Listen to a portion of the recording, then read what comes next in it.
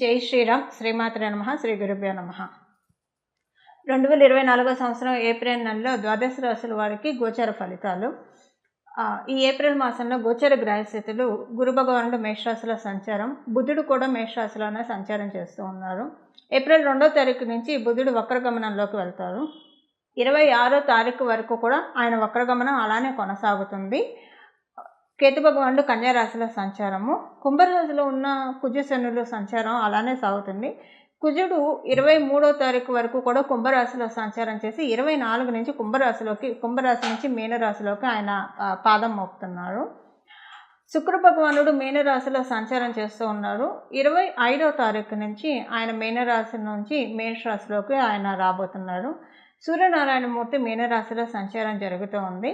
ఆయన 14వ తారీఖు నుంచి మీనరాశిలోంచి ఆయన ఉచ్చస్థానమైన మేషరాశిలోకి ఆయన అడుగు పెట్టబోతూ ఉన్నారు. రాహు భగవానుడు మీనరాశిలో సంచారం చేస్తూ ఉన్నారు. ఈ గోచర గ్రహస్థితుల రీత్యా ఈ మాసము ఏప్రిల్ నెల మొత్తం కూడా ద్వాదశ రాశుల వాళ్ళకి ఎలా ఉండబోతుంది. అయితే ఈ మాసంలో ఒక స్పెషల్ గ్రహస్థితి ఏంటంటే, ఈ మాసం 14వ తారీఖు నుంచి రారాజు అయిన సూర్యనారాయణమూర్తి మేషరాశిలోకి 14వ తారీఖు నుంచి రాబోతూ ఉన్నారు. ఆయన మేషరాశిలో ఆయన సంచారం చాలా మంచిది. ఎందుకంటే ఉచ్చరాశి కాబట్టి అందరికీ కూడా ఏదో ఒక రకంగా కాన్ఫిడెన్స్ని ఇవ్వడము, ఏదో ఒక పనుల్లో ఇప్పుడు కరేజ్ లేకుండా ఏ పని అయితే అంటే ఆత్మస్థైర్యం కావచ్చు, ఒక పనులను ముందుకు సాగించే నిబద్ధత లేకుండా, నిబద్ధత అని కూడా కాదు, ఒక భయంతో వెనకంజ వేసే వాళ్ళందరికీ కూడా ఏ విషయాల్లో అయితే వెనకంజ వేస్తూ ఉన్నారో ఆ విషయాల్లో వెన్నుతట్టి ప్రోత్సహించడానికి, ఆ విషయాల్లో పురోభివృద్ధికి సూర్యనారాయణమూర్తి మేషరాశిలో సంచారం అనేది 14వ తారీఖు తర్వాత నుంచి చోటు చేసుకుంటుంది. ఇంకొక రిలీఫ్ ఫ్యాక్టర్ ఏంటంటే, ఈ నెల 23వ తారీఖు వరకు కూడా కుంభంలో కుజ భగవానుడు సంచారం. కుజుడు శని కలయిక, వీళ్ళిద్దరి కలయిక కొంత సంఘర్షణలకు దారితీస్తుంది. మరి కొంత మీ జన్మజాతకం బాగా ఉంటే తప్పించి హర్టింగ్స్ ఎక్కువగా ఉంటాయి. అందరూ మనవాళ్లే అనిపిస్తారు, అందరూ పరాయిగానే అనిపిస్తారు. ఏది ఎలానో అర్థం కాని ఒక కన్ఫ్యూజన్ స్టేటు. ఒక ప్రయత్నం మొదలుపెట్టినప్పుడు ఆ ప్రయత్నంలో ముందుకు సాగకపోవడము, కానీ బాగా ఫైటింగ్ తోటి ఆ ప్రయత్నాలు నెరవేరినవి కూడా ఉన్నాయి. అలాగే గృహ ప్రయత్నాలకి, రియల్ ఎస్టేట్లో ఉన్న వాళ్ళకి, వాహనాన్ని కొనాలనుకున్న వాళ్ళకి, భూమి లేదా ఆస్తి కొనాలనుకున్న వాళ్ళకి, అమ్మాలనుకునే వాళ్ళకి, లేదా కట్టే వాళ్ళకి, ప్రత్యేకించి కన్స్ట్రక్షన్ రంగంలో ఉన్న వాళ్ళకి, లేదా మీ ఓన్ హౌస్ కన్స్ట్రక్షన్ చేసే వాళ్ళకి, ఒక మాటలో చెప్పాలంటే గడిచిన 2 నెలలు కూడా చాలా అంటే చాలా టెస్టింగ్ పీరియడ్, చాలా ఉద్దాన పతనాలు ఈ 2 నెలల్లోనే మీరు చూశారు. అందరూ అంటే కన్స్ట్రక్షన్లో ఉన్న వాళ్ళందరూ, మీ ఓన్ హౌస్ కన్స్ట్రక్షన్ చేసేవాళ్ళు కావచ్చు, జనరల్గా కన్స్ట్రక్షన్ రంగంలో ఉన్న వాళ్ళందరూ కూడా, రియల్ ఎస్టేట్ వ్యాపారం చేసే వాళ్ళందరూ కూడా ఇవన్నీ చూశారు. మీరు ప్రాపర్టీ కాదు, ఒక వెహికల్ కొనాలనుకున్నా కూడా కొన్న తర్వాత ఒకవేళ మీ గ్రహబలం బాగా ఉండి కొన్నారే అనుకోండి, కొన్న తర్వాత అరే ఇప్పుడు ఈ వెహికల్ ఎందుకు తీసుకున్నాయి, తీసిన దగ్గర నుంచి ఏదో ఒక గొడవలే వస్తున్నాయి, ఏం మనశ్శాంతిగా లేదు అని అనుకోవడం, ఇలాంటివన్నీ కూడా. ఒకవేళ కొనాలనుకుంటే కొనలేకపోవడం, కొనాలనుకొని కొనలేకపోతే నిజంగా మీ అంత అదృష్టవంతులు ఎవరు లేరు. ఎందుకంటే ఈ 2 నెలల్లో చాలా ప్రాబ్లమ్స్ ఫేస్ చేస్తుండేవాళ్ళు. కొని ఉంటే కనుక అవి మీకు ఈ నెల 24 నుంచి హౌస్ కన్స్ట్రక్షన్ చేయాలనుకునే వాళ్ళకి, కన్స్ట్రక్షన్లో ఉన్న వాళ్ళకి, రియల్ ఎస్టేట్లో ఉన్న వాళ్ళకి, ఇల్లు లేదా స్థలము పొలము కొనాలనుకునే వాళ్ళకి, అమ్మాలనుకునే వాళ్ళకి, వాహనాలు కొనాలనుకునే వాళ్ళకి, అమ్మాలనుకునే వాళ్ళకి ఈ నెల 24 నుంచి కొంత ఊరట లభిస్తుంది. ప్రత్యేకించి ఇంజనీర్లకి చాలా మంచి శుభ సమయం. ఎందుకంటే కన్స్ట్రక్షన్ అంతా, బిల్డింగ్ ప్లాన్స్ ఇవన్నీ కూడా ఇంజనీర్సే చేస్తారు కాబట్టి వాళ్ళకి మాసం 24 మొదటి నుంచి కాదండి, 24 నుంచి కొంత ఊరట మొదలవుతుంది. అమ్మయ్య కొంత తెప్పరిల్లుతున్నాం, తేరుకుంటున్నాం, మొత్తం ఇంకా అన్ని పనులన్నీ కూడా పుంజుకుంటాయి, వేగవంతం అవుతాయి అని అనుకోవడానికి చక్కటి అవకాశం ఉంది. ఇక సూర్యనారాయణమూర్తి అయితే మీకు అందరికీ కూడా 14వ తారీఖు తర్వాత నుంచి చాలా సపోర్టింగ్గా ఉన్నారు కాబట్టి కొంత అక్కడి నుంచి చక్కటి ఎనర్జీ బూస్టప్ అయిపోతున్నాయి. ఎలాంటి ఇబ్బంది లేకుండా మనం చేసుకోగలుగుతాం అన్ని పనులు కూడా. ఒకళ్ళ సపోర్ట్ లేకుండా, ఒకళ్ళ సహాయ సహకారాలు లేకుండా మన పనులు మనం చేసుకోగలిగితే మనకి ఎవరికైనా అదే కదా కోరుకునేది. అలాంటిది ఈ మాసంలో తటస్థిస్తుంది ద్వాదశ రాశులు అందరికీ కూడా. అయితే ఏ విషయంలో ఆ విషయం అది తటస్థిస్తుందన్న విషయం మనం రాశుల వారీగా విడివిడిగా తెలుసుకున్నాం. ఓవరాల్గా అయితే స్వయం కృషితో పైకొచ్చే వాళ్ళకి అందరికీ కూడా ఈ మాసం చాలా బాగా ఉందని చెప్పాలి. ఇక మనం వివరాల్లోకి వెళ్దాం. సింహరాశిలో పుట్టిన వాళ్ళకి ఈ మాసంలో మీకు ఆరోగ్య సమస్యలు ఏమైనా ఉంటే కనుక ఆరోగ్య సమస్య నుంచి బయటికి వస్తారు. మానసిక ఆందోళనలు ఉంటే ఆ మానసిక ఆందోళనలన్నిటి నుంచి బయటకు వచ్చేస్తారు. స్కిన్ రిలేటెడ్ ఇష్యూస్ తోటి మీరు కనుక ఏమన్నా బాధపడుతూ ఉంటే వాటి నుంచి చక్కటి వైద్యం వల్ల కావచ్చు, లేదా ఇంకొక ఫ్యాక్టర్ వల్ల కావచ్చు, వాటి నుంచి తొందరగా బయటపడతారు. పిల్లల వల్ల సుఖ సౌఖ్యాలు ఎక్కువ ఉంటాయి. పిల్లలు బాగా రాణిస్తారు. మీరు కనుక మీ పిల్లలు అభివృద్ధిని ప్రతి తల్లిదండ్రి కాంక్షిస్తారు. పిల్లల అభివృద్ధికి చాలా బాగా ఉంటుంది.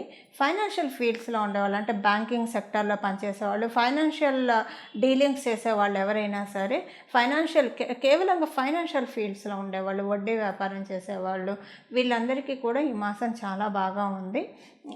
బ్యాంక్ సెక్టార్లో చేసేవాళ్ళు వీళ్ళందరికీ కూడా బాగా ఉంది. మీరు బ్యాంకర్ అయినా లేదా లోన్స్ అవి అప్రూవ్ చేసే పొజిషన్లోన మీ అందరికీ బాగా ఉంది. మీరు కనుక లోన్ కోసం ఏమన్నా ప్రయత్నిస్తూ ఉంటే కూడా, రుణం కోసం ప్రయత్నిస్తూ ఉంటే ఈ మాసంలో మీరు చేసే రుణ ప్రయత్నాలన్నీ కూడా చాలా సజావుగా ముందుకు సాగుతాయి. అలాగే మీరేమన్నా ఒక విదేశం కోసం వెళ్ళాలని ప్రయత్నం చేస్తూ ఉంటే విదేశీ ప్రయత్నాలన్నీ కూడా ఈ మాసంలో చక్కగా సఫలీకృతం అవుతాయి. ఉద్యోగస్తులకి మంచి శుభ సమయము, ఎలాంటి ఇబ్బంది లేదు. ఉద్యోగస్తులందరికీ కూడా చాలా మంచి శుభకాలంలోనే ఉన్నారు. అది కంటిన్యూ అవుతుంది ఈ మాసం మొత్తం కూడా. కాకపోతే ఏంటంటే కొంచెం అనుమానాలు, అపోహలు ఎక్కువగా ఉంటాయి ఉద్యోగస్తులకి. వాటి నుంచి మిమ్మల్ని మీరు నియంత్రించుకోవడానికి ప్రయత్నించండి. ఎందుకంటే అనుమానాలు అంటే నిజంగానే అనుమానమే, అక్కడ ఏం లేదు. అపోహ అంటే అపోహే, అక్కడ నిజంగా ఏం లేదు. కాబట్టి వాటి వల్ల అనవసరంగా మీ మైండ్ డిస్టర్బ్ అవుతుంది. వర్క్ ప్రోగ్రెషన్ కొంచెం ఉండదు. కాబట్టి వీటిలోంచి ప్రయత్నపూర్వకంగా మీకు మీరే బయటికి రావడానికి ప్రయత్నించండి. వ్యాపారస్తుల విషయానికి వస్తే స్వతంత్ర వ్యాపారస్తులకి అత్యద్భుతంగా ఉంది.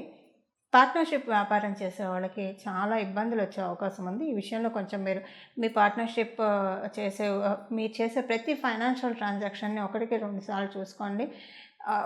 ఒక దశలో డ్రాప్ డౌన్ అవుదామా అని కూడా అనుకున్న అవకాశం ఉంటుంది. కొంచెం ఒకసారి కేర్ఫుల్గా ఉండండి పార్ట్నర్షిప్ వ్యాపారం చేసేవాళ్ళు. అంటే అక్కడ మీ పార్ట్నర్స్తో వస్తుందని కాదు, అలాంటి సిచ్యువేషన్స్ కొంచెం వచ్చే అవకాశం ఉంది. ఇప్పుడు మనం పరిహారం తెలుసుకుంటాం కాబట్టి అది కూడా చేస్తే కొంతవరకు వాటి నుంచి, ఒకవేళ మీ జన్మజాతకం బలంగా ఉంటే వచ్చిన ఇబ్బంది ఏం లేదు, కొంత చూస్తారు. బలంగా లేకపోతే మటుకు కొంచెం ఇబ్బందులు వచ్చే అవకాశం ఉంది. అలా మిగతా విషయాల్లో అంతా బాగా ఉంది. సింహరాశిలో పుట్టిన వాళ్ళందరికీ కూడా ఆరోగ్యం నిలకడగా ఉంటుంది. ఆరోగ్య విషయంలో ఎలాంటి ఇబ్బంది లేదు. ఇంకా మిగతా విషయాల్లో అంతా కూడా చక్కగా ఉంది సింహరాశిలో పుట్టిన వాళ్ళందరికీ కూడా. చూశారు కదండి ఈ మాసం మీ రాశి యొక్క ఫలితాలు. ఇప్పుడు మనం చేసుకోవాల్సిన పరిహారం చూద్దాం. కుజశనుల కలయిక ఆ సంఘర్షణ నుంచి ఈ నెల 24వ తారీఖు నుంచి బయటికి రాబోతూ ఉన్నాం మనం అందరం కూడా. అందువల్ల ద్వాదశ రాశుల వాళ్ళు కూడా ఒక రకంగా కుజశనుల కలయిక ఇబ్బంది పెట్టినా కూడా మనల్ని చాలా స్ట్రాంగ్ కూడా చేస్తాయి, మానసికంగా దృఢంగా చేస్తాయి. శారీరకంగా ఇబ్బందులు ఉంటే ఇబ్బందులు పెట్టినా దృఢంగా చేస్తారు. అంటే ఒక కషాయం ఇస్తే కానీ పసరమందు తిని అది చేదుగా ఉన్న తింటేనే కదా వ్యాధి అంతా నయమయ్యేది. ఒక రకంగా ఆ జబ్బు నయమయ్యే ప్రక్రియలోనే మనం అందరం ఉన్నాము. కాకపోతే కొంచెం ఆ ప్రాసెస్ హార్డ్గా ఉంటుంది. అది ఇప్పుడు అందరం చూసాం కాబట్టి 24వ తారీఖు నుంచి రిలీఫ్ అవుతాం. కాబట్టి అసలు దీనికి మనం అంటే భగవంతుడు మనల్ని రిలీఫ్ చేస్తున్నాడు కాబట్టి ప్రయత్నపూర్వకంగా ఈ మాసంలో లక్ష్మీ నరసింహస్వామి వారి ఆరాధన చేయండి. మీ ఇంటి దగ్గర లక్ష్మీ నరసింహస్వామి వారి ఆలయం ఉంటే ఆలయానికి వెళ్ళి దర్శించుకొని రండి. చాలా చక్కటి శుభ ఫలితాలు ఉంటాయి. నమో భగవతే లక్ష్మీ నారసింహాయ, నమో భగవతే లక్ష్మీ నారసింహాయ, నమో భగవతే లక్ష్మీ నారసింహాయ. ఈ నామాన్ని మనసులో జపించుకుంటూ ఉండండి. లేదా లక్ష్మీ నరసింహస్వామి వారికి సంబంధించిన అష్టోత్తర శతనామావళి కావచ్చు, సహస్రనామావళి కావచ్చు, లేదా లక్ష్మీ నరసింహస్వామి వారికి సంబంధించిన కరావలంబ స్తోత్రం కావచ్చు, ఏదైనా చదువుకోండి. మీకు కుదిరితే కనుక వడపప్పు, పానకం లక్ష్మీ నరసింహస్వామి వారికి నైవేద్యం పెట్టి తినండి. చాలామంది ఇళ్ళల్లో లక్ష్మీ నరసింహస్వామి వారి చిత్రపటం ఉండదు. అలా లేదని మీరు బెంగపడవద్దు. ఇంట్లో వెంకటేశ్వర స్వామి ఫోటో ఉంటుంది కదా, రామచంద్రమూర్తి పటం అయితే అందరి ఇళ్ళలో ఉంటుంది. శ్రీకృష్ణ పరమాత్ముడి ఫోటో లేని ఇల్లు ఎవరి ఇల్లు ఉండదు, విగ్రహం లేని ఇల్లు.